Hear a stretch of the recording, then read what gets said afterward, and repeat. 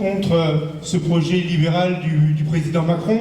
Je vais vous présenter nos invités, ils interviendront à tour de rôle et après on ouvrira le débat à la salle pour que le plus grand nombre d'entre vous puisse s'exprimer. Je vous présente, vous les connaissez, nos deux secrétaires de section du Parti communiste et du Parti socialiste, Karine Boukajba pour le Parti communiste et Sophie Lénère pour le Parti socialiste. Et ce soir, nous avons le plaisir, je dirais même la chance, d'avoir deux députés qui ont bataillé dans l'hémicycle sur cette loi Pacte, deux députés qui ont pris des positions très claires. Je vous présente Stéphane Peu, qui est député PC de Seine-Saint-Denis, et Maurice Vallaud, député PS des Landes. Bienvenue à vous, messieurs. Ouais.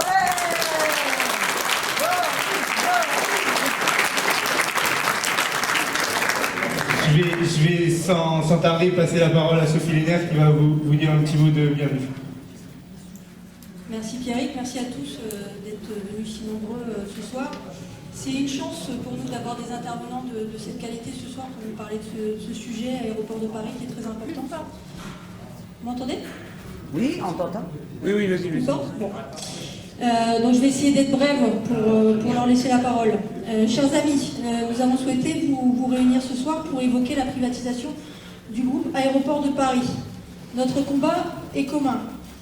Il est important pour notre ville, pour ses habitants, et aucun des arguments produits depuis maintenant plusieurs semaines par le gouvernement n'ont suffi à nous convaincre du bien fondé de cette privatisation. D'ailleurs, c'est un non-sens autant sur le plan économique qu'une erreur stratégique. Il faut que le gouvernement y renonce, tout simplement.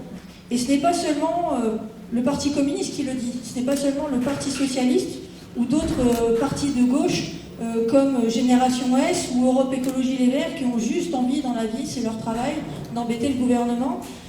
Il y a la Cour des comptes aussi qui dit, je le dis en passant. Il faut nous mobiliser nos concitoyens. Je vous l'accorde, ils ont bien d'autres préoccupations et se débattent quotidiennement pour faire face aux difficultés qu'ils rencontrent. Les mauvais coups ne cessent de pleuvoir et il est difficile de mobiliser les Français sur tous les fronts. À Creil, on est bien placé pour le savoir. Lorsque je fais un vrai bilan des décisions négatives prises par ce gouvernement, que je dis de droite, et les conséquences que ça a pu avoir sur notre ville, je suis non seulement atterrée, mais je suis surtout révoltée. Révoltée de constater notre maternité anéantie. Révoltée de constater l'état de notre hôpital public. Révoltée de constater que, contrairement aux annonces faites par le ministre de l'Intérieur, la sécurité des Creillois, elle n'est pas assurée aujourd'hui.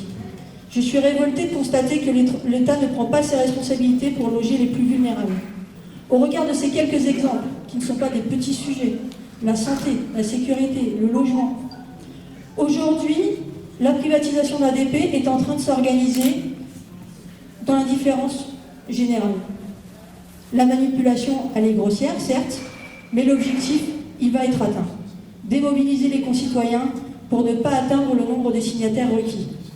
Qui dans cette salle déjà a signé la pétition en ligne? Levez la main. Alors je vous félicite, vous êtes nombreux.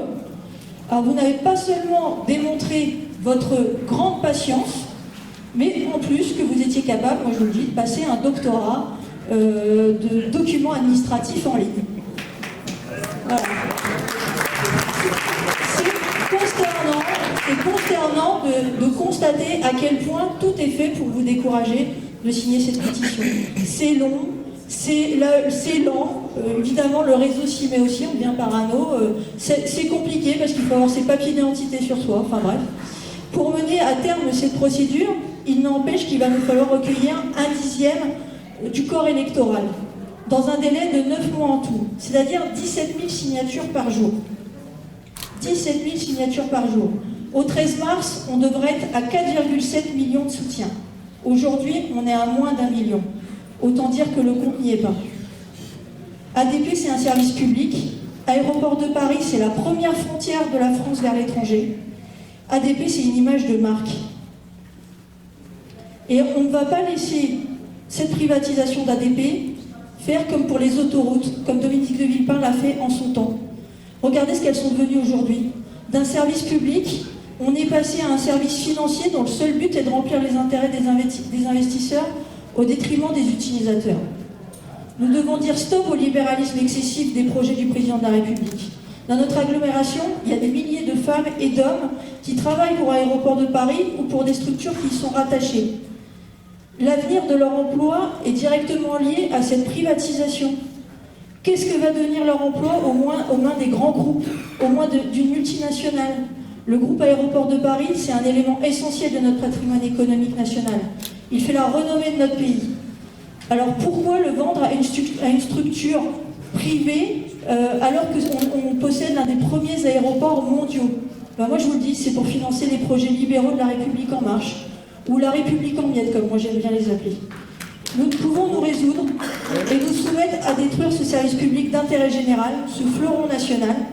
Nous sommes ici ce soir pour unir nos forces et tenter de stopper cette initiative dévastatrice. Alors conjuguons nos efforts. Nous avons souhaité, dans l'organisation de ce débat, qu'il puisse être tenu au plus près des habitants de la ville et aussi de l'agglomération. Des citoyens et des élus mènent une bataille contre la privatisation d'ADP. Cette privatisation constitue une erreur sur le plan budgétaire, stratégique et démocratique. Ce soir, nos invités auront l'occasion de vous expliquer le détail de la bataille parlementaire qu'ils mènent contre la privatisation d'ADP. Mais à mon sens, on ne peut pas parler de la privatisation d'ADP sans parler de la casse du service public. Aujourd'hui, ADP, c'est un service public et aujourd'hui, on voit le gouvernement qui est en train de casser tous les services qui sont apportés à la population. Et on le voit dans tous les services, dans tous les strates que compose l'État, il y a une mobilisation qui se fait dans le ferroviaire, dans le service hospitalier, les bureaux de poste, les écoles. Dernièrement, on a eu, vous avez vu dans l'actualité, un jeune qui s'est immolé parce qu'il n'avait pas les moyens de pouvoir faire ses études convenablement. Aujourd'hui, dans la 5e puissance mondiale, on arrive à s'immoler en France parce qu'on est dans la précarité. Et voilà, la situation, c'est celle-là. Ce que nous offre Macron, c'est un système ultralibéral qui casse le système social et qui casse les entreprises publiques. Et on le voit avec la privatisation d'ADP, c'est en fait offrir un outil qui donne de l'argent aux contribuables et aux citoyens français. Et aujourd'hui, on le donne à la manne financière, aux grands groupes financiers. Comme je disais, les secteurs qui sont impactés, c'est tout ce qui est transport, tout ce qui est l'enseignement. Et on l'a vu d'ailleurs, il faut le rappeler, l'énergie ou encore le transport ont été par exemple dérégulés pour être progressivement privatisés. Et ça, c'est une réalité. Mais à Creil et son agglomération, on n'a pas été épargné. Rappelez-vous, il y a un an, on a été mobilisé pour la maternité. On s'est battu pour le maintien de la maternité sur Creil. Bien sûr, les pouvoirs publics, l'ARS, la ministre de la Santé n'a pas suivi et a transféré la maternité qui était de niveau 3 à Senlis. Aujourd'hui, la population du bassin creillois souffre de ce manque de services publics de proximité qu'est la maternité. Et il ne faut pas oublier, ça fait un an aussi, que les services des urgences, tous les agents qui travaillent au service des urgences sont mobilisés, sont en grève et demandent des moyens humains et financiers pour en fait travailler convenablement et recevoir dignement les patients sur l'hôpital de Creil. Donc en fait, tous ces signaux montrent bien l'abandon de l'État de notre territoire. On est en fait les parents pauvres de la politique de Macron. En réalité, quand on voit l'engagement qui a été fait, c'est tout pour les riches et rien pour les pauvres. Ça, c'est une réalité. Et aujourd'hui, c'est une préoccupation. Et aujourd'hui, les Creillois et l'ensemble de l'agglomération creilloise souffrent de ce manque de respect.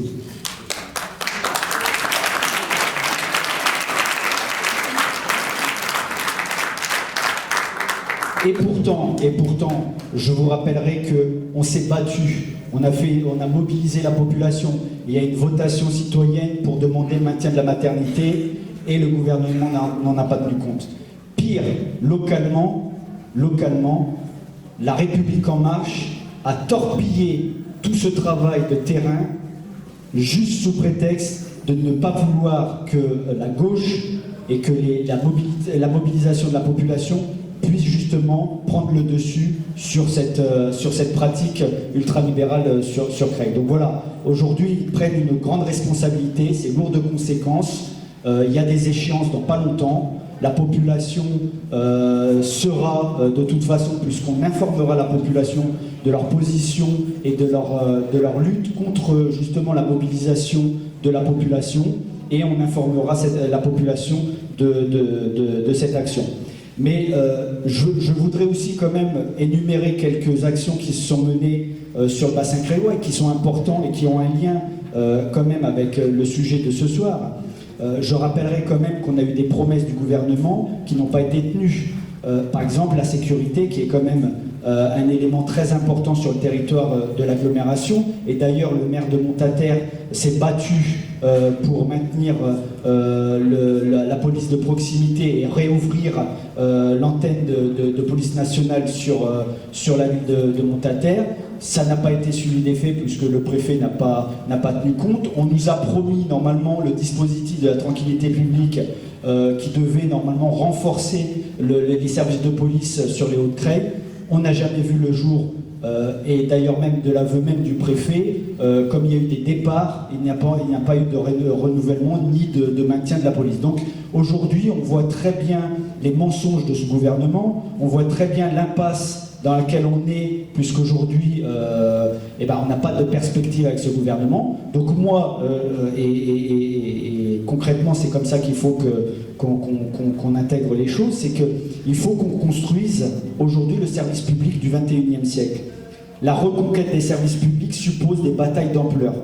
Nous devons proposer d'enclencher un vaste processus citoyen avec les élus, les syndicats, l'ensemble des usagers pour le développement, le financement, la démocratisation des services publics. C'est important aujourd'hui parce que la population du bassin creillois qui a été abandonnée, on a besoin, c'est essentiel pour notre population. Je vous remercie.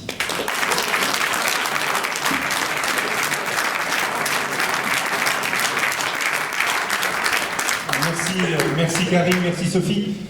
La parole est à nos deux invités. Promis, on ne vous coupe pas la parole comme le groupe La République En Marche le fait si souvent à l'Assemblée et la présidence qui vous coupe le micro. C'est à vous. Bon, moi je vais démarrer. J'étais là plus tôt. D'abord, bonsoir à tous et à toutes. D'abord, je voudrais, avant de parler, à proprement parler d'Aéroport de Paris, vous dire quand même que c'est, pour moi en tout cas, une grande satisfaction d'être dans un meeting commun, unitaire, organisé par la section du Parti communiste, la section du Parti socialiste de Creil, de saluer, j'en profite, le maire de Creil et le maire de Montataire. Et franchement, je commence par là parce que avec Boris, on a été témoin d'une scène, j'ai envie de dire presque de flagrant délit la semaine dernière à l'Assemblée nationale. Marine Le Pen a posé une question au gouvernement, qui était une question qui, normalement, aurait mérité une réponse d'un ministre, mais pas du Premier ministre, puisqu'elle n'est ni présidente de groupe, et c'est le Premier ministre qui lui a répondu, et qui n'a pas pu cacher. Il a fait un aveu assez sidérant, d'ailleurs, n'a pas pu cacher toute l'espérance que lui-même et La République En Marche mettaient dans la perspective que la vie politique de notre pays se résume à un duel entre En Marche, Emmanuel Macron et le Front National, le Rassemblement National et Marine Le Pen. Et il ne pouvait pas cacher sa joie, ce qui d'ailleurs l'a amené, ce qui est assez rare d'ailleurs pour ce qui concerne Édouard Philippe, à avoir une parole qui, à mon avis, était au-delà de sa pensée, sûrement pas, mais en tout cas au-delà de ce qui était autorisé à dire de politiquement dans la période. Et très franchement, il va falloir que nous retroussions les manches pour déjouer ce piège. Parce que la France mérite mieux que d'être enfermée entre le libéralisme mondialisé et le repli nationaliste et raciste du Rassemblement national. Ce n'est pas vrai. L'histoire de notre pays montre Et les luttes sociales qui s'y déroulent en ce moment montrent qu'on peut déjouer ce piège et ouvrir d'autres perspectives à notre pays, et ça repose beaucoup sur nos épaules. Voilà.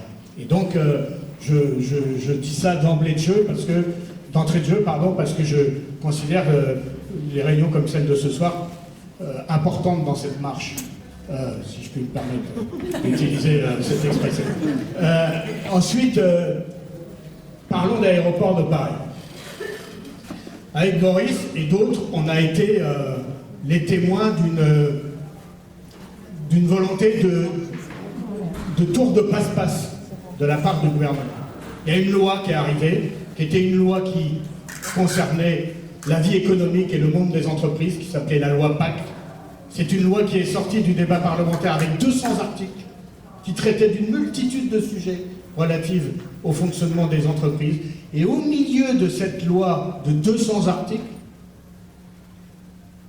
5 ou 6 articles qui, ni plus ni moins, retiraient les participations de l'État dans Engie, ex-Gaz de France, privatiser la Française des Jeux et privatiser l'aéroport de Paris. Rien que ça. Rien que ça. Et donc, plutôt que d'assumer le choix de la privatisation et d'en faire une loi spécifique et d'avoir un débat spécifique, ils ont essayé, au détour d'une loi extrêmement bavarde et extrêmement obèse du point de vue législatif, nous glisser en catimini ces articles, pour qu'on en parle le moins possible. Et notre premier boulot de parlementaire, ça a été de dire on ne tombera pas dans le piège et on en parlera. Alors on a beaucoup amendé, je fais grâce du travail parlementaire, mais on a tout fait pour que l'on en parle. Je passe vite sur Engie, mais j'en dis quand même un mot, parce que rappelez-vous, pour les plus chevronnés, que Gaz de France, on a d'abord ouvert le capital. Ouvert le capital, ça a fait GDF Suez. Puis l'État a réduit sa participation dans le capital de GDF Suez. C'est devenu Engie. Et Nicolas Sarkozy, à l'époque, devant la représentation nationale, non, il était à l'époque ministre du budget, a dit la main sur le cœur, jamais l'État ne cédera ses participations dans GDF Suez devenu Engie. Jamais. Parce que les enjeux sont considérables, il s'agit d'énergie. Comment peut-on parler de développement durable sans parler d'énergie? C'est intimement lié. Jamais la France ne cédera les parts. La main sur le cœur devant la représentation nationale. Et ce que Sarkozy avait juré de ne jamais faire, Macron le fait. Et retire les participations de l'État dans Engie, les 14%. Puis la privatisation de la Française des Jeux. Deuxième article. Je passe vite également, mais comme c'est dans l'actualité publicitaire, parce qu'au moins sur Française des Jeux, il y a de la publicité, pour que vous achetiez des actions. On n'arrive pas à avoir une information civique sur le référendum d'initiative partagée sur l'aéroport de Paris, mais par contre, à la Française des Jeux, matin, midi et soir, vous pouvez avoir des commentaires. Mais la Française des Jeux, il y a énormément de raisons pour ne pas privatiser la Française des Jeux, des raisons de santé publique, des raisons de blanchiment de l'argent à travers les jeux de hasard, ce qui fait poser un problème sur la santé, la bonne santé et la bonne honnêteté de notre économie. Et puis il y a aussi une autre raison qui n'est pas mineure, c'est que la Française des Jeux, par définition, c'est un monopole, et un monopole, ça ne se privatise pas. Puisque par définition, un monopole n'est pas une activité concurrentielle et donc ne doit pas être confié au privé, sauf à décider qu'on confie au privé une rente, puisqu'un monopole, c'est une rente.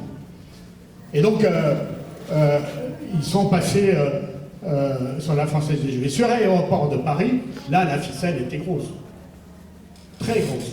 D'abord parce que tout le monde a en mémoire la privatisation des autoroutes, tout le monde a en mémoire de manière plus récente les privatisations d'autres aéroports en France, notamment l'aéroport de Toulouse, qui a été racheté par un groupe chinois qui a pris tout le cash de l'entreprise, qui a fait aucun investissement et qui aujourd'hui met l'aéroport de Toulouse, qui quand même, soit dit en passant, est la ville de l'aéronautique et la ville d'Airbus. Et la ville, c'est pas n'importe quelle ville du point de vue du trafic aérien et de l'économie et de l'industrie de l'aviation, est aujourd'hui un aéroport en grande difficulté. Mais au-delà de ça, Aéroport de Paris, c'est un monopole. Parce que quand vous avez 83% de l'activité aérienne, notamment du fret aérien, mais aussi du trafic voyageur, qui passe par l'aéroport de Paris, dont je rappelle que ce n'est pas que Roissy, c'est le Bourget, c'est Roissy, c'est Orly, et c'est 10 autres aérodromes autour dans la région Île-de-France, d'envergure moindre. Aéroport de Paris, c'est une situation de monopole. Et le paradoxe, c'est qu'au même moment où les Hollandais remontaient, l'État hollandais, remontait au capital de KLM pour conforter l'aéroport, principal aéroport néerlandais qui est l'aéroport de Schiphol, nous, on décide de privatiser l'aéroport de Paris. Il n'y a aucune raison valable pour privatiser l'aéroport de Paris. Aucune raison économique. L'aéroport de Paris est une entreprise rentable qui a beaucoup de perspectives d'évolution et de développement. Sur un strict plan économique, rien ne justifie de privatiser l'aéroport de Paris. Deuxièmement, l'aéroport de Paris, c'est un monopole, on ne privatise pas un aéroport. Mais même dans les pays les plus libéraux, par exemple les États-Unis, on ne privatise pas les aéroports. Et je rappelle que dans notre Constitution, il n'est pas autorisé de privatiser les aéroports. C'est aussi là-dessus qu'on a ensuite joué, mais peut-être que Boris en parlera plus que moi, parce qu'il faut qu'on se répartisse. On dit la même chose. Il faut bien que j'en dise un peu pour qu'il en dise un peu, autrement. Voilà. Donc c'est pas constitutionnel. C'est économiquement, ça n'a pas de sens.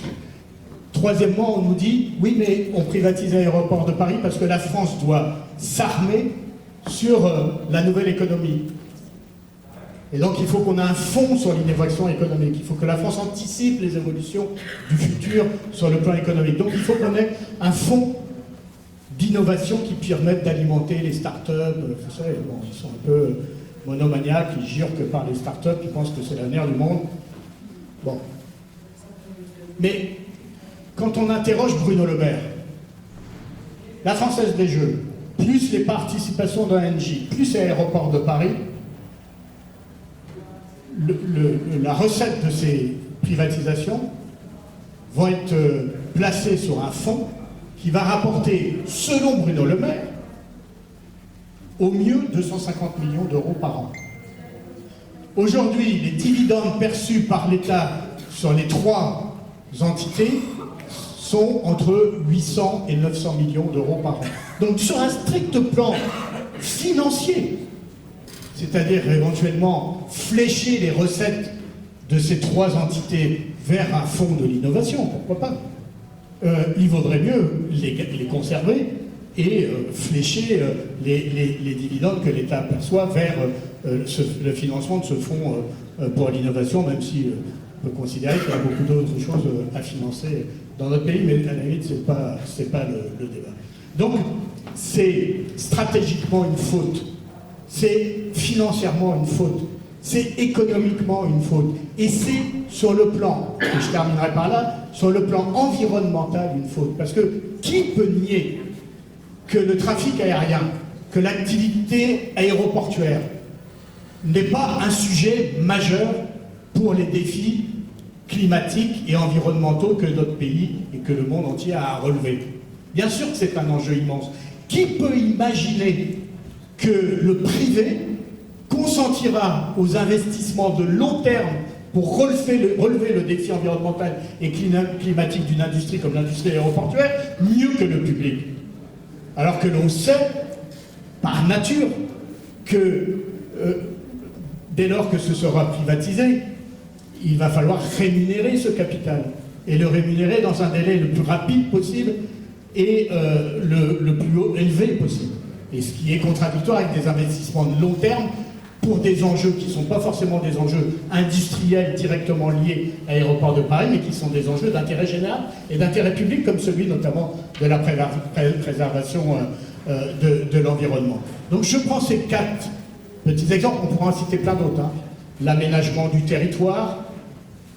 C'est un grand propriétaire foncier, Aéroport de Paris, et derrière, il y a beaucoup d'opérations d'aménagement. Et je terminerai, parce que je suis un député de la Seine-Saint-Denis, et qu'on est à Creil, et que quand même, c'est pas tout à fait le même bassin d'emploi, mais enfin, on a beaucoup de choses en commun, hein, au-delà de l'autoroute A1 ou de la Nationale 1, mais on a beaucoup de choses en commun. Mais très franchement, Charles de Gaulle, paix à son âme, hein, comme on dit, hein, je sais pas, Roissy, c'est un bassin d'emploi qui rayonne de Saint-Denis à Creil, au moins, si ce n'est plus. La plateforme de Roissy, c'est près de 100 000 emplois, tout confondu. Hein. Ensemble des prestataires, c'est considérable. En Seine-Saint-Denis, c'est devenu de loin le premier employeur du département. Donc, qui peut imaginer que derrière la privatisation, le statut des salariés, la qualité du travail fourni, la performance d'Aéroports de Paris, qui est reconnue dans le monde entier, sera conservée avec une entreprise privatisée qui va de plus en plus sous-traiter, pressurer la sous-traitance et ainsi affaiblir le savoir-faire qui a été enregistré par la belle entreprise qui est Aéroports de Paris. Et enfin, et je terminerai vraiment par là, pour dire que aujourd'hui, et je vais finir par là où j'ai commencé, je suis vraiment content d'être dans une réunion unitaire du Parti Socialiste et du Parti Communiste, mais pour vous dire que quand même ce qu'on a réussi à faire, nous parlementaires, en déclenchant pour la première fois en France ce référendum d'initiative partagée, c'est aussi parce qu'on a réussi à réunir au-delà de nos rangs des élus et des parlementaires de gauche, aussi des parlementaires de droite. Et c'est intéressant, il faut le dire. Moi, j'avais accueilli dès le mois de juin à Saint-Denis un meeting auquel participait Boris, où on avait aussi Gilles Carrez, député républicain du Val-de-Marne et d'autres. Et sans la droite républicaine, on n'aurait pas réussi à obtenir ce référendum socialiste partagé. C'est pour vous dire à quel point aujourd'hui, ce que fait Emmanuel Macron et ce gouvernement, c'est pas seulement une politique de droite décomplexée et ultralibérale, c'est aussi une politique qui tourne le dos à une partie de l'histoire de France qui, par les conflits sociaux, par les luttes, par les mouvements sociaux, mais aussi par une certaine idée de la France que pouvait avoir une partie du gaullisme, qui était imprégnée de l'histoire de notre pays, ont su faire dans ce pays une république sociale avec, comme clé de voûte de cette république sociale, les services publics.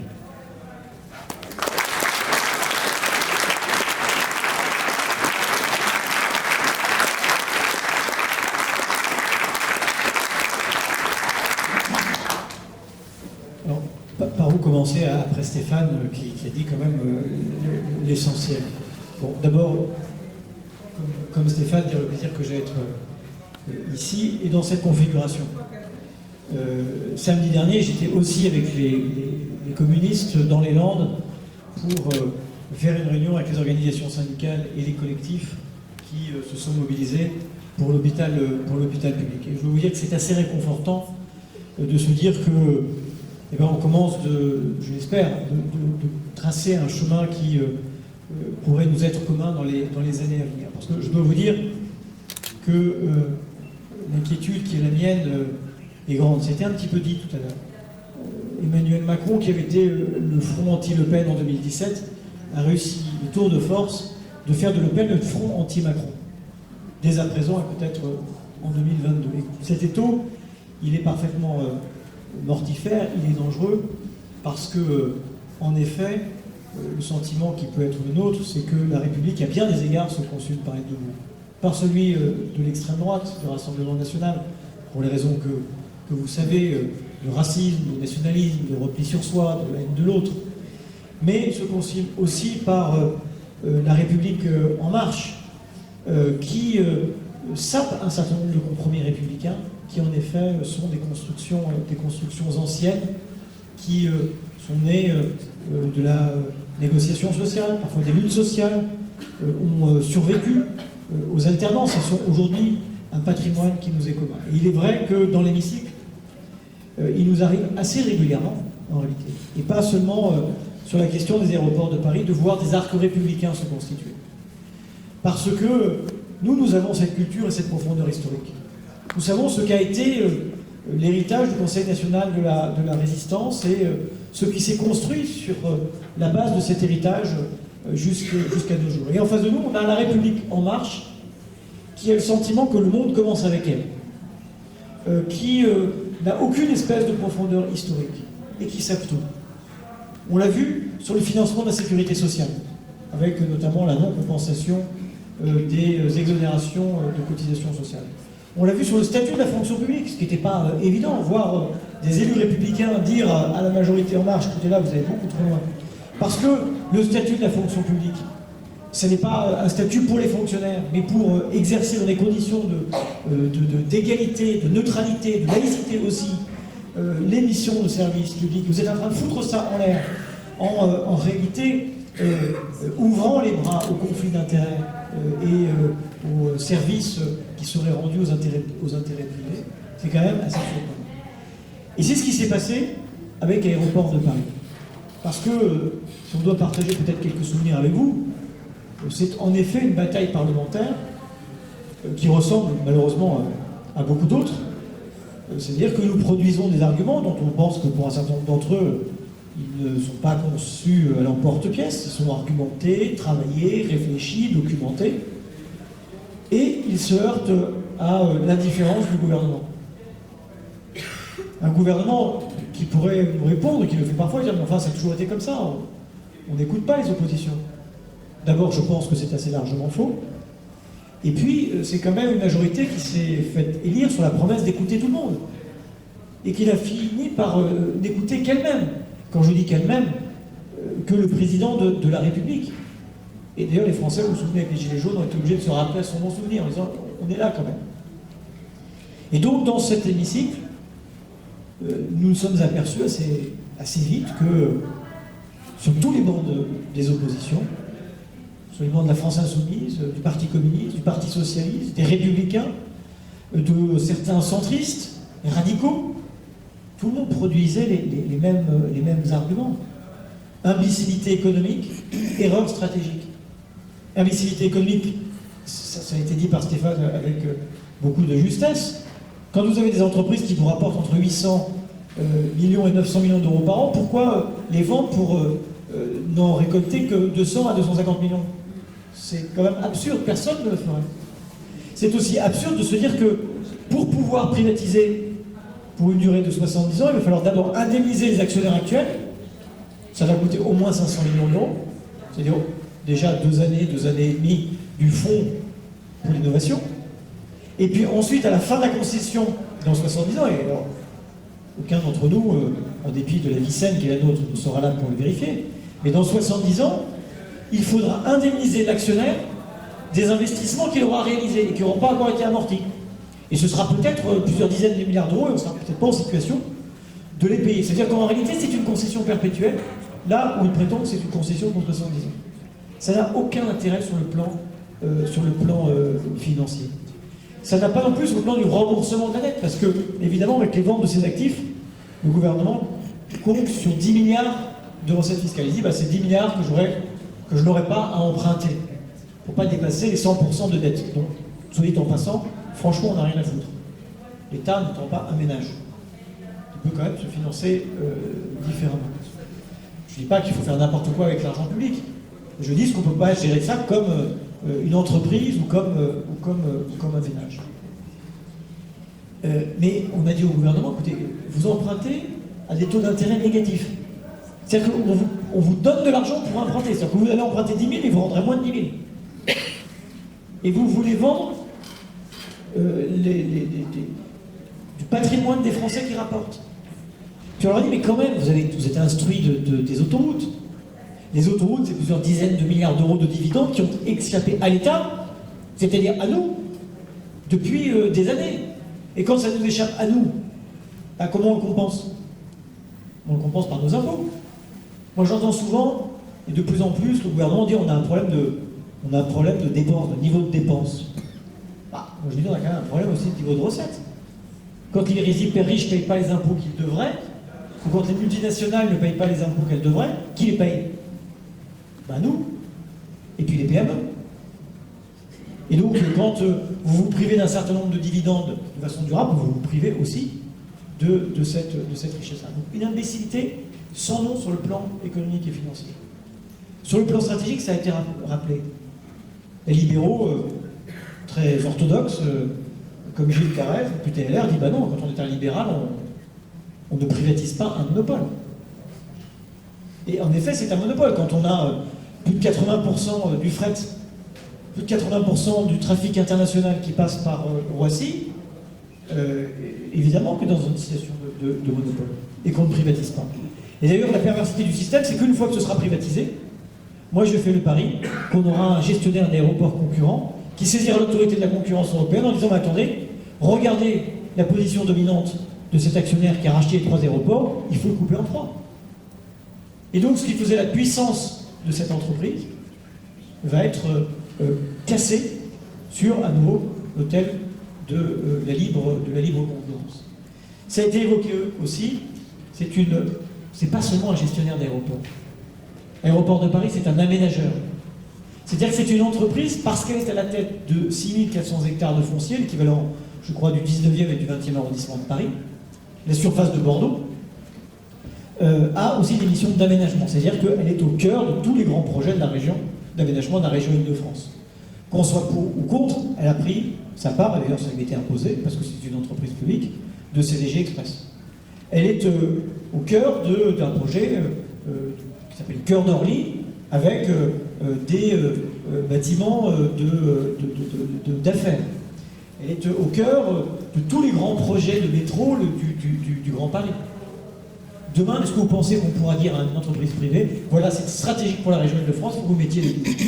Ils nous diront, mais attendez, mais moi je suis en train d'investir à l'étranger, Roissy et la région Île-de-France, c'est pas ma priorité.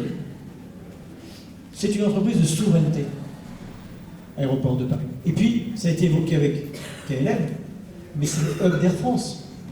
Alors, le gouvernement nous dit, mais attendez, quand même, les aéroports internationaux sont en concurrence pour accueillir les compagnies aériennes. C'est vrai, mais elles mettent aussi les compagnies aériennes en concurrence.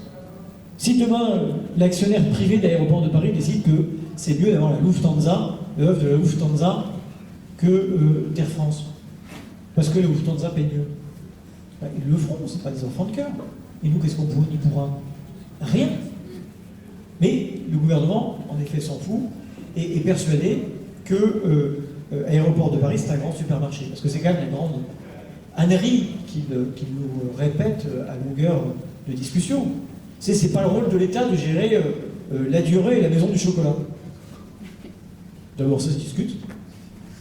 Parce que pour y avoir un service public du chocolat, là, il y en a qui seraient pour. L'Armagnac. Mais surtout, c'est un mensonge crasse.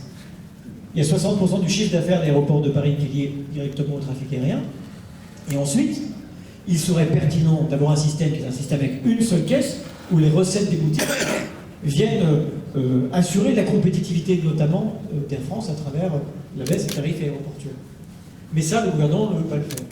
Et alors il dit oui, ce sera mieux géré par le privé. Ah bon, ce sera mieux géré par le privé. Mais je veux dire, il y a des mauvais gestionnaires publics, il y a des mauvais gestionnaires privés. Moi, je rappelle qu'on a eu pas très bons gestionnaires privés s'agissant d'Alstom, par exemple. Et puis on a eu des gestionnaires publics, notamment Aéroport de Paris, qui sont d'excellents gestionnaires. La meilleure des preuves, c'est que c'est sous statut d'entreprise publique qu'Aéroport de Paris est devenu le leader mondial. C'est que finalement la gestion publique n'a pas dû être trop mauvaise. On est les leaders mondiaux. Donc ce qu'il faut dire à travers cet aéroport-là, c'est qu'il y a le sujet de l'Aéroport de Paris. Et il nous reste encore du temps pour mobiliser, pour les faire signer. Ses parents, ses enfants, ses cousins, ses voisins. Moi j'ai encore dans ma famille beaucoup de gens à faire signer. Ils disent oh t'inquiète, on va le faire. Bon, il va falloir quand même j'arrive avec mon ordinateur pour le faire. Je pense que c'est aussi le cas dans votre entourage. Et puis il y a cette initiative, le référendum d'initiative partagée. Stéphane l'a dit, c'est une première. On va dire la vérité, on s'est glissé dans les silences de la loi. Le législateur n'avait pas vu qu'on pouvait s'engouffrer avant la promulgation de la loi pour faire ce référendum. Mais si on l'a fait, c'est parce qu'on a eu le sentiment d'être un Parlement maltraité. Et que bien souvent on a le sentiment d'être un Parlement maltraité. Et quand je disais que la République se consume, elle se consume aussi de la pratique politique et institutionnelle de cet exécutif et du président de la République, qui passe son temps à mépriser les corps intermédiaires, Le Parlement, bien sûr, franchement, on ne sert à rien. Ou pas à grand-chose, enfin, on fait ce qu'on peut. En tout cas, il n'y a pas un rapport direct entre l'énergie qu'on produit, l'énergie qu'on fournit et la lumière qu'on produit. On peut dire ça comme ça. Bon. Mais il y a ça. Regardez, y compris dans la réforme institutionnelle, on va encadrer le droit d'amendement, on va réduire le temps de parole des parlementaires et de l'opposition, et on va d'ailleurs réduire le nombre des députés et des sénateurs, avec cette tentation de la démocratie expéditive, mais enfin qui n'est pas quand même beaucoup plus rutilante que la justice expéditive. Il y a des syndicats qui se font quand même marcher dessus depuis des mois et des mois. J'en suis pas étonné. Dans une des réunions, les dernières réunions que j'ai fait avec Emmanuel Macron sur le travail, funeste, mais il me dit, quand je dis, voilà, si vous décidez de faire un certain nombre de choses, vous perdez tous les syndicats, et en particulier la CFDT, Emmanuel Macron me dit, la CFDT, on s'en fout, elle nous empêche, il faut qu'on s'en débarrasse, elle nous empêche de faire des réformes. Ce qui disait déjà quelque chose de son rapport aux organisations syndicales. Nous avons ensuite fait la démonstration avec la réforme de l'assurance chômage, il a piétiné les organisations syndicales, il décide tout seul. Il est en train de le faire avec la réforme des retraites, où la gouvernance va assez largement échapper aux organisations syndicales. On est dans une démocratie qui est avilie, alors qu'on a besoin, dans la complexité des sujets qui nous font face, des enjeux environnementaux, sociétaux, dans la grande bataille pour le changement climatique, enfin plutôt contre le changement climatique, et pour la réduction des inégalités, on a besoin d'une démocratie vivante. Eh bien, on ne nous l'offre pas. Et donc, prenez bien ce référendum d'initiative populaire pour ce qu'il est. C'est un exercice de démocratie qui s'affirme face à un exercice plébiscitaire du pouvoir, fait d'une mise en scène permanente de lui-même par le président de la République. Parce que c'est ça, souvenez-vous, hein, on a vu beaucoup d'épisodes un peu rocambolesques. On a eu l'affaire Benalla. L'affaire Benalla qui aurait quand même dû susciter quelques démissions au plus haut niveau de l'État. Je ne dis pas le président de la République, mais enfin son directeur de cabinet aurait pu être remercié. Son ministre de l'Intérieur, ça aurait rendu service à tout le monde en plus, aurait pu démissionner. Là, on est dans une République qui dit « moi, je ne suis pas pour la République des fusils ». Résultat, c'est une République sans jamais aucun responsable de rien. Et il dit qu'il vient de me chercher, mais personne n'ira le chercher, il le sait. Et il attendra le duel qu'il organise en faisant en réalité sa campagne avec Marine Le Pen. Sur tous les sujets, on a évoqué la réponse du Premier ministre qui était franchement indigne. On aurait pu parler du durcissement de l'aide médicale d'État, qui là aussi quand même est une coquetterie qu'on pensait réservée à l'extrême droite. Donc voilà ce que je pouvais vous dire, vraiment en vous disant que c'est un combat républicain, et puis c'est un combat, je crois, de gauche.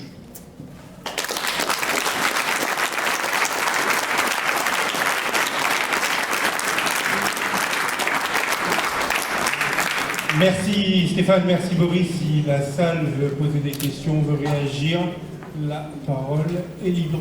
Félix, s'il te plaît, le micro arrive.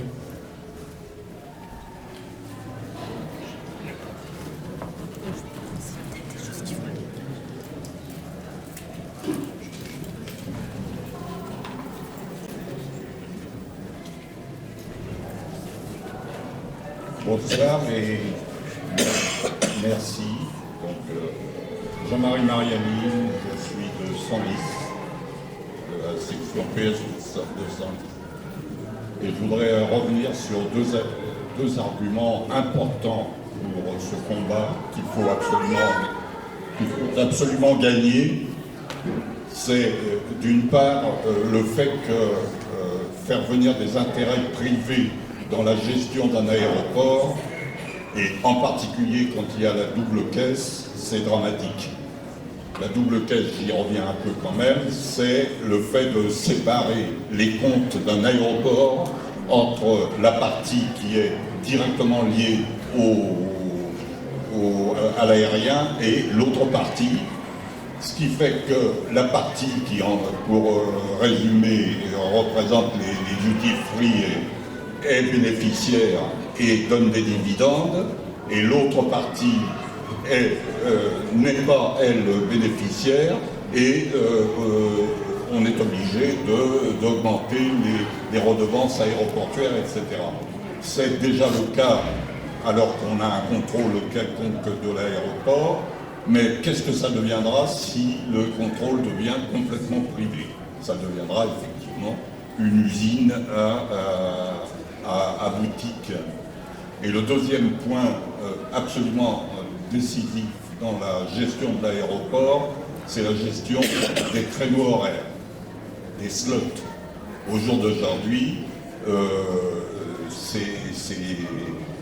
la gestion de ces créneaux est fortement réglementée par une association dans laquelle les utilisateurs et les compagnies aériennes sont présents. Il est question, et c'est un débat qui commence à Bruxelles actuellement, de permettre de vendre les créneaux. C'est-à-dire qu'une compagnie aérienne pourra demander de l'argent à une autre compagnie aérienne en lui laissant son créneau. On a vu en Angleterre des créneaux se vendre 26 millions d'euros. Ça va devenir un commerce épouvantable et qui ne sera absolument pas dans le sens d'une véritable gestion de ce qui reste un outil absolument fondamental pour la France, qui est, ça a été dit également tout à l'heure, le premier importateur de touristes, si j'ose dire, avec 90 millions de touristes qui arrivent en France. Merci.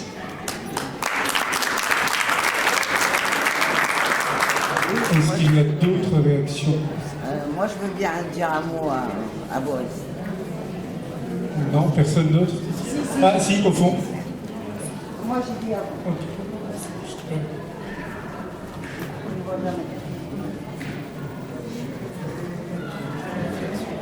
Bonsoir, messieurs les députés. Je pense qu'il y en a un de vous qui a dit qu'on était en démocratie en tant que gilet jaune. Je crois qu'on ne l'est plus du tout.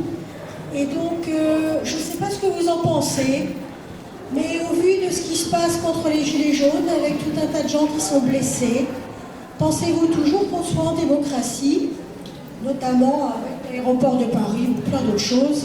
Je pense qu'on ne l'est plus. J'aurais voulu avoir votre opinion là-dessus. Je vous propose de prendre encore une ou deux questions si les personnes. Je crois que Myriam voulait la parole. Après, on prendra deux autres interventions et on laissera nos invités répondre et on fera une seconde série de réactions. Merci. Tout d'abord, je remercie nos deux députés socialistes et communistes. Boris, j'ai fait sa connaissance au Campus 19, je ne le connaissais pas avant. Il y a une chose que j'ai partagée sur le Facebook de tout ce qui s'est passé, pour voter. À un moment donné, tu avais expliqué qu'avec la carte électorale, on pouvait y aller dans les mairies et dire je soutiens l'initiative du référendum initiative partagée des adhérents. Donc, moi, avant que tu viennes, avant que vous veniez, nous, on a fait des tractages pour les ADP. Mon fédéral peut vous dire, je partais le matin pendant 3 mois. Les affiches, les boîtages, j'ai fait signer des personnes, j'y vais même en dehors de l'Oise. Samedi dernier, je voulais faire signer une personne avec référendum-citoyen.net. Elle ne pouvait pas soutenir l'initiative. C'était marqué site non trouvé ou un truc comme ça. Donc, est-ce que ce site, il existe toujours? Référendum-citoyen.net, pour que les gens puissent facilement nous soutenir. Si le gouvernement a fait barrage, et je suppose que c'est le cas, donc il faut dire aussi à la population, aux Français qui veulent nous soutenir, de se rendre à leur mairie et demander. Je pense que chez nous, on le fera, mais dans d'autres mairies également. Voilà. Merci. Boris, Stéphane, peut-être une première réaction sur ces trois... Oui, très rapidement. Bon, ce qu'a dit monsieur est important. Ça a rajouté des arguments à ceux qu'on avait employés. Celui de la double caisse, bon, on rentre dans des considérations de connaisseurs. Visiblement, vous êtes un connaisseur, mais celui de la double caisse est important pour prendre une image qui... Aujourd'hui, on parle beaucoup du sous-investissement ferroviaire. Mais il y a beaucoup de raisons historiques à ça. Enfin, très franchement, la séparation de la SNCF en deux, entre RFF d'un côté et la SNCF de l'autre. RFF gérant les infrastructures, la SNCF gérant le trafic, avec un système de location, a pesé énormément dans le sous-investissement et dans une logique, puisque la logique de la division en deux de la SNCF était une logique soi-disant dictée par l'Union européenne. Au passage, les Allemands se sont bien gardés de diviser, comme nous l'avons fait à l'époque, la SNCF en deux. Ils n'ont pas du tout divisé leur compagnie ferroviaire en deux entre les infrastructures et le trafic. Mais enfin, on voit bien le système de la double caisse, et à chaque fois, le perdant de ce système-là, c'est l'activité, c'est le cœur de l'activité, ce qui nécessite notamment des règles d'intérêt général et de l'investissement à long terme qui, par définition, ne peut pas être dans une exigence de rentabilité immédiate. Bon. La deuxième chose, Boris l'a abordé, je ne l'avais pas fait, mais je vais compléter peut-être ce qu'il a dit sur Air France, parce que quand même, il n'y a pas une compagnie nationale dans le monde qui n'est pas soutenue par son état de référence. Ça n'existe pas.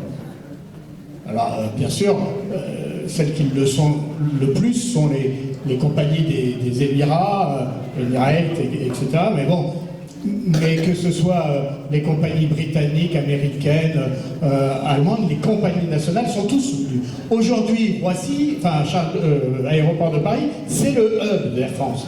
Mais Air France bénéficie d'avantages en termes de créneaux, en termes de tarification, etc. Demain, si les compagnies low cost ou d'autres compagnies étrangères et qu'on aligne Air France sur ces compagnies, c'est la mort d'Air France. En tout cas, c'est son affaiblissement durable. Qui peut se réjouir qu'un grand pays comme la France se prive ou affaiblisse sa compagnie nationale, qui est quand même quelque part une ambassade de notre pays, qui est aussi, donc ça fait partie de... C'est un élément de souveraineté, quelque part, même s'il n'est pas un élément fondamental. Donc, je souscris à tous les arguments qui ont été avancés. Ensuite, madame, elle pose la question de la démocratie. Sommes-nous en démocratie avec ce que les Gilets jaunes ont subi? Enfin, d'abord, bon, moi, ce que je constate, c'est que Emmanuel Macron et la République En Marche ont une double caractéristique. Ils sont ultra-libéraux. Ils ne jurent que par l'entreprise privée versus la finance, pas l'artisanat, ou la TPE, ou l'industrie, non, versus la finance, ou la start-up, ce qui parfois est la même chose d'ailleurs. Et ils sont de plus en plus pris par une tentation autoritaire. Parce que ça va avec. On libéralise, et on libéralise avec une main de fer. D'où la négation des corps intermédiaires, d'où l'affaiblissement du rôle du Parlement, d'où l'affaiblissement du rôle des communes qui sont aujourd'hui totalement mises sous tutelle, avec de moins en moins d'autonomie financière et de moins en moins de compensation des compétences transférées.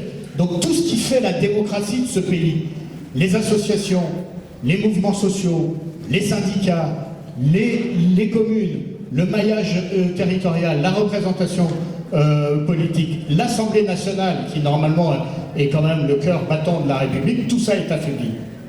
Il y a une tentation autoritaire. Et si on ajoute à ça la répression des mouvements sociaux, et notamment du mouvement des Gilets jaunes, qui a été une répression féroce, dure, on a l'illustration de cette tentation autoritaire. C'est pour ça que le duel Macron-Le Pen n'est pas un duel, c'est un duo. Ce sont les deux faces d'une même médaille. Le libéralisme mondialisé, le repli national, tout ça dans une version commune d'un pouvoir autoritaire et dur avec le peuple et dur avec ses représentants. Ces gens-là ne supportent pas le débat.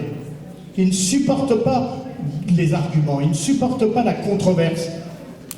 Nous, dans un pays comme la France, ne pas supporter la controverse, j'ai presque envie de dire, c'est pas être français, c'est nier ce que nous sommes profondément. Bon, et donc cette tentation autoritaire existe et elle est extrêmement dangereuse. Et je finirai par l'illustration du référendum d'initiative partagée. C'est pas le RIC, le référendum d'initiative partagée, mais c'est un moment de démocratie important. Il n'a jamais été utilisé en France. Il faut beaucoup de parlementaires pour le déclencher, et ensuite il faut 10% du corps électoral, 4,7 millions de Français inscrits sur les listes orales, qu'ils signent dans les conditions les plus épouvantables que l'on connaît à travers la signature de l'aéroport de Paris. Mais le président de la République a dit, en concluant le grand débat qu'il a lancé, qui était un grand monologue d'ailleurs, mais enfin, après le mouvement des Gilets jaunes, il a dit le RIC, non, mais le référendum d'initiative partagée, ça peut être bien, et d'ailleurs aujourd'hui, il faudrait abaisser le nombre d'électeurs pour déclencher le référendum. Il faut l'abaisser à 1 million. Alors moi je vous dis un truc les amis, hein. On est à 980 000 signataires. À 20 000 du million. Alors, mettons un coup de collier, passons la barre des millions et après on demandera à Macron s'il a une parole, une vraie parole, et si la promesse qu'il a faite en pensant contourner l'exigence de démocratie posée par le mouvement des Gilets jaunes d'avoir une démocratie plus participative dans notre pays, s'il est capable d'honorer sa parole et de déclencher le référendum que nous demandons à partir du moment où on aura passé le seuil du million de signatures. Le million, le million, le million.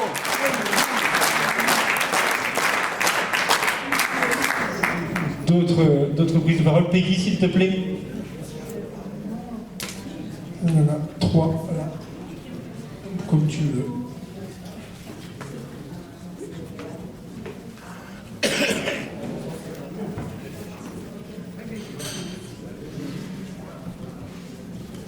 Alors, bonsoir. Merci d'être venu ce soir et puis d'avoir quand même, grâce à effectivement votre alliance à l'Assemblée nationale, réussi ce coup historique, ce référendum. Par contre, ma question, effectivement, on est à un peu plus d'1 million. Au mois de mars, on attend 4,7 millions.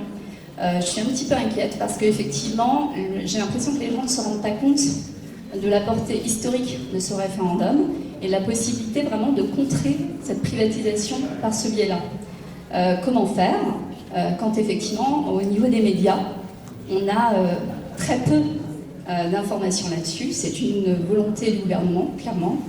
Et enfin, on n'a pas abordé le volet sécurité, sécurité intérieure, défense militaire, antiterrorisme.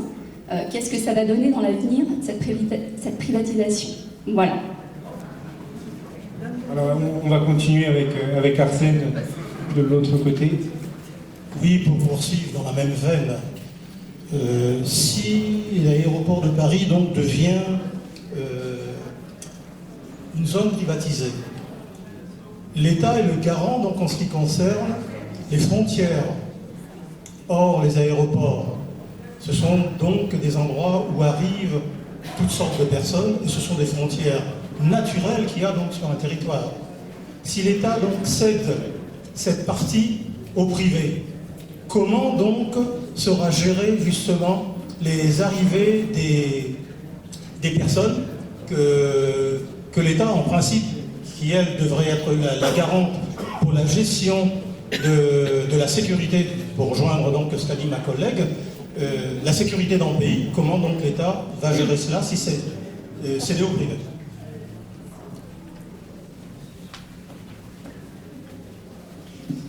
Oui, bonsoir. Moi, je voulais effectivement mettre l'accent sur 2 dimensions qui ont été évoquées et rajouter celle de la sûreté nationale, puisqu'il s'agit précisément de cela. La réglementation est extrêmement complexe, puisqu'elle est nationale, européenne et internationale. Et c'est déjà au jour d'aujourd'hui extrêmement complexe de cadrer effectivement la circulation des personnes et la circulation surtout du fret qui bouge énormément. Et on voit très bien entre déjà le jeu à l'intérieur de l'Europe où on a une partie des compagnies aériennes qui depuis toujours ont été sur un trend extrêmement libéral et souhaitent minimiser, renier les normes et les réglementations, et une partie d'Europe, finalement un peu plus vers le nord, où on conserve une grande attention, où là, accessoirement, comme ça a été mentionné, comme aux États-Unis, les aéroports sont publics et les douaniers sont des fonctionnaires. Il faut se souvenir qu'aux États-Unis et au Canada, il y a une extrême importance qui est apportée au recrutement et à la formation de ces personnes. Et donc, bien évidemment, si nous filons vers un néolibéralisme échevelé, il est tout à fait à craindre que ce sera un des premiers éléments reniés. Ça, c'est pour la sûreté. Et donc, la sûreté d'État. Et donc, du territoire et de notre souveraineté. Le deuxième élément, c'est sur la dimension de la réserve foncière que représente l'aéroport de Paris. Il faut remettre les choses un peu en perspective. Andreu, qui est donc l'architecte maintenant disparu, qui avait créé ce remarquable aéroport, avait fait une réserve absolument colossale qui attire effectivement énormément de prédateurs. Bon, là, et ça nous a surtout permis de construire les pistes, et à une époque où personne en Europe ne pouvait construire les pistes que nous avons construites à Roissy. Donc le résultat que nous avons en termes de nombre de passagers transportés et d'essor économique vient de cette réserve foncière. Et nous avons pu la conserver parce que l'aéroport était public, c'est très clair.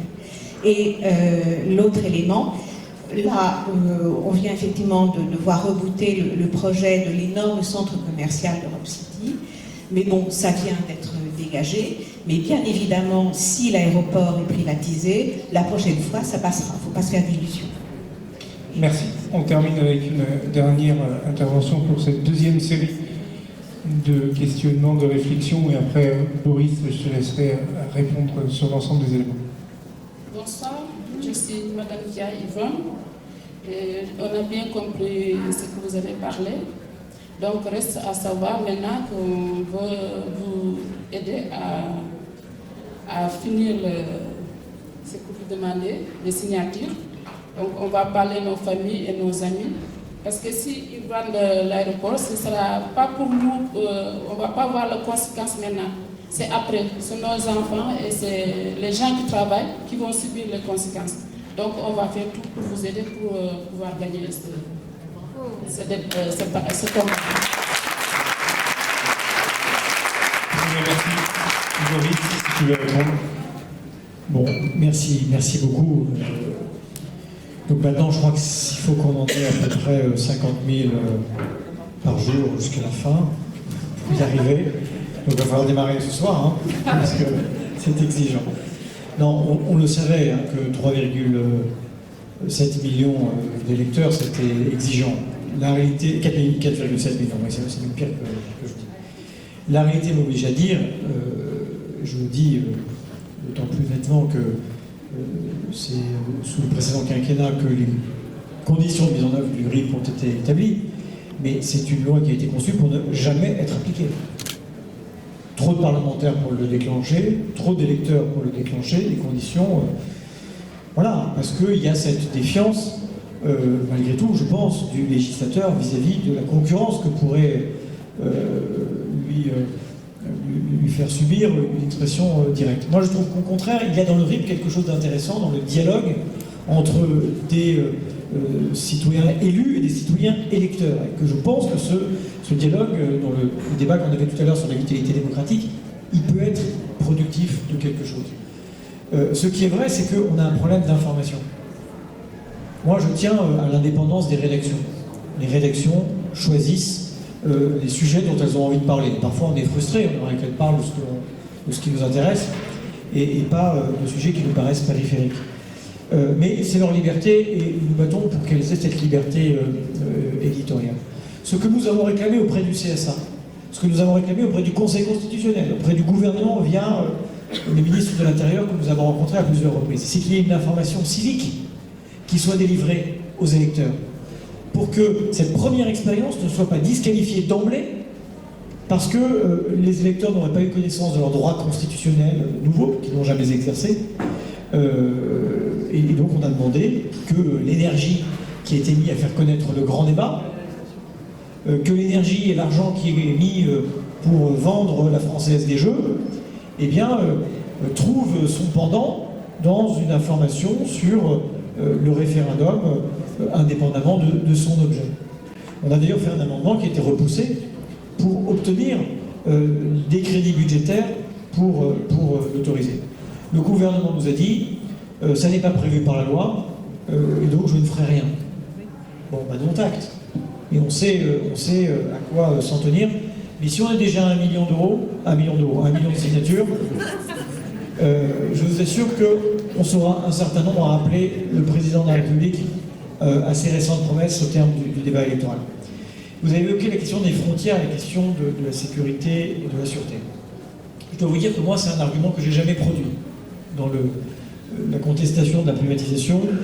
Je n'ai jamais produit cet argument-là parce que la réalité, c'est que la police aux frontières ne va pas être privatisée, que les douanes ne vont pas être privatisées, et que pour les gens qui nous font déjà des palpations de sécurité et on vérifie nos bagages, c'est des agents de sécurité privés qui ont un agrément préfectoral. La seule chose qu'on peut dire, c'est qu'une partie de cette sûreté est en réalité à la charge de l'exploitant aéroportuaire, là où dans d'autres pays, cette dépense publique et véritablement publique est à la charge des gouvernements. Ce qui renchérit de beaucoup le prix des taxes aéroportuaires des aéroports de Paris par rapport à d'autres aéroports internationaux. Et là, évidemment, une fois que c'est privatisé, c'est assez irréversible. Mais je dois dire que sur les exigences de sûreté, de sécurité, de lutte contre le terrorisme, de renseignement, je pense que les exigences demeureront les mêmes. Ce qui ne veut pas dire que l'entreprise n'est pas une entreprise de souveraineté. Ce qui ne veut pas dire que ce n'est pas une frontière qui mérite une gestion publique. Au contraire, que les réserves foncières doivent demeurer du patrimoine public, ça j'y souscris. Voilà moi ce que je peux dire sur cette question. C'est Stéphane qui a peut-être une appréciation un peu différente. On a le droit de pas être d'accord complètement. Bon, moi je l'ai utilisé cet argument, contrairement à Boris. Parce que bien évidemment, la police de l'air, les frontières et les douanes ne vont pas être privatisées. Enfin, encore qu'avec Macron, on ne sait jamais. Mais en tout cas, pour l'instant, c'est pas à l'ordre du jour. Mais il en reste pas moins qu'on est quand même sur des activités sensibles. Par rapport au terrorisme, par rapport à la sécurité, mais aussi, ça a été dit par madame, par rapport à la sûreté. Parce que le trafic aérien, c'est un peu comme les centrales nucléaires ou d'autres activités à risque. Ça nécessite beaucoup de vigilance et donc de moyens de cette vigilance et de sûreté. Et ce n'est pas rien. Donc forcément, je déconnecterai la question sécurité de la question de la sûreté. Ce n'est pas tout à fait la même chose. Encore que, il se trouve que, étant membre de la commission des lois, je suis souvent sollicité sur les problématiques de terrorisme. Je suis dans la commission d'enquête sur l'attentat de la préfecture de police, tout ça. Bref. Et on a eu un rapport sur service public et radicalisation. Et on s'est aperçu dans ce rapport que le statut de la fonction publique était extrêmement protecteur. Et que partout il pouvait y avoir des risques les plus considérables, je ne dis pas qu'il n'y en a pas dans la fonction publique, on a vu malheureusement que c'était le cas, mais que partout il y en avait, c'était quand les services publics étaient concédés. C'est qu'aujourd'hui, il y a plein de missions de service public qui sont assurées par des prestataires privés. Et que c'est là où les choses sont les plus flottantes du point de vue de la sécurité. Parce que, je ne vais pas répéter l'argument de Boris, il se trouve qu'on a été ensemble aussi sur la loi fonction publique, donc on a éprouvé largement tous les deux nos arguments respectifs qui étaient souvent semblables. Enfin, très franchement, le statut de la fonction publique qui est né au lendemain de la guerre et d'une administration française qui quand même très largement avait collaboré, c'est un statut justement pour rendre la fonction publique neutre. et laïque. Et que à partir du moment où on touche au statut de la fonction publique, on touche à ces principes. Et que le statut de la fonction publique, c'est pas une protection pour les fonctionnaires, c'est une protection pour la société tout entière. Et donc, c'est sur ces éléments fondamentaux. Alors c'est vrai que quand on a en face de nous des gens qui n'ont aucune profondeur historique et qui, en plus, se moquent d'où on vient, comment toutes ces lois sur le statut de la fonction publique, alors il se trouve que les deux grands statuts de la fonction publique, celui de 45 et celui de 83, 82, 83, c'était deux ministres communistes. Maurice Thorez pour le premier, Anicet Le Pors pour le deuxième. Donc c'est un peu dans nos gènes, si vous voulez, cette affaire-là. Mais sans en faire l'argument premier, la question de la sécurité, parce que l'aéroport de Paris, ils ont un statut qui va voler en éclats, parce qu'on n'a pas parlé des personnels dans cette affaire, mais quand même, les personnels de l'aéroport de Paris sont sous statut, et ce statut va bien évidemment voler en éclats. Et on a eu beaucoup de mal à introduire quelques petits cliquets de sécurité dans la loi. Parce que, au passage, et je finirai par là, on n'a jamais vu, nous, parlementaires, le cahier des charges de la privatisation. Et à force de faire des rappels au règlement, et dans ce registre, Boris est assez performant, parce qu'il a été de l'autre côté pendant un certain temps, mais un jour, Bruno Le Maire est arrivé, il nous a dit, voilà, de 9h du matin à 14h, je crois, on vous a mis le cahier des charges au 3e sous-sol de l'Assemblée nationale, vous avez le droit d'aller le voir un par un, pendant la séance, hein, donc et sur votre pas un par un, sans appareil photo, pour pas photographier les pattes, d'un document qui faisait environ 1500 pages. Donc, si vous voulez avoir une illustration de comment on respecte le Parlement et le travail parlementaire, je trouve que cette histoire de cahier des charges de l'aéroport de Paris en est l'illustration parfaite. Jamais aucun parlementaire n'a pu accéder au cahier des charges et le lire, l'analyser, y travailler, et pouvoir le regarder précisément. Voilà. Enfin, pour terminer, bien sûr, madame, vous avez raison, le principal attrait financier de la privatisation, ce sont les réserves foncières.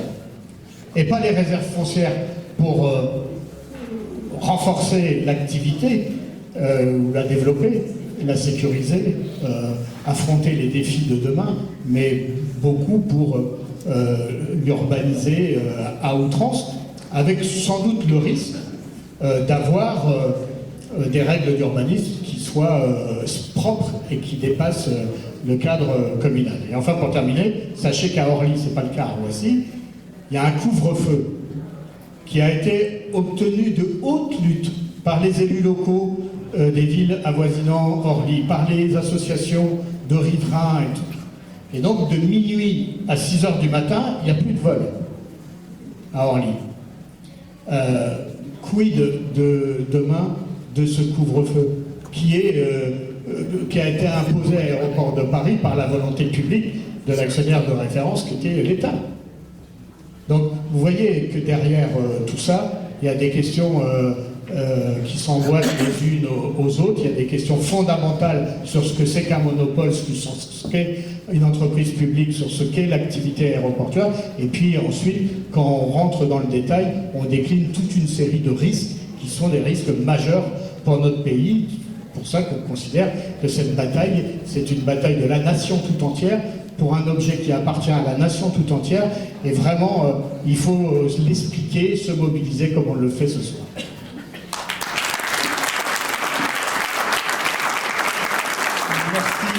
Merci Stéphane, merci Doris. Je vous propose qu'on continue ce débat autour du verre de l'amitié qui a été préparé par nos camarades des deux sections. Je vous remercie une nouvelle fois d'être venus. Merci à chacun et chacune d'entre vous d'avoir fait le déplacement. Et puis à très bientôt pour de très nombreux combats qui nous attendent face à ce gouvernement en marche. Merci.